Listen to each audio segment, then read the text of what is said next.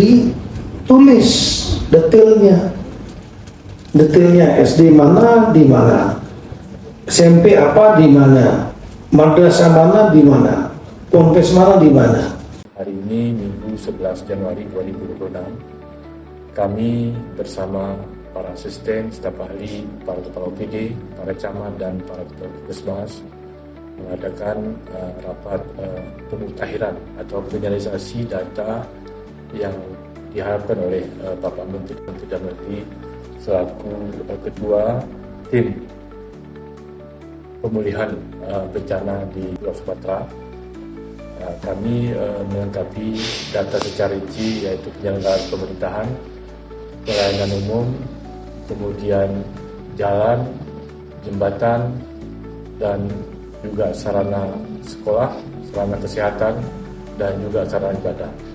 Pada prinsipnya data ini sudah dilengkapi, namun perlu dirincikan kalau ada kantor desa yang tidak berfungsi, di mana desa apa saja.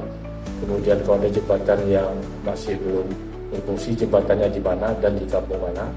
Kalau ada jalan yang jatuh ataupun badan jalannya longsor, itu titik korbannya di mana. Jadi data-data ini harus lengkap dan terinci sehingga memudahkan Bapak Mendagri selaku Ketua Satgas Pemulihan memetakan dan menyelesaikan persoalan-persoalan yang ada di Kabupaten Cirebon. Mungkin demikian rapat kami hari ini, mungkin sampai dengan selesai.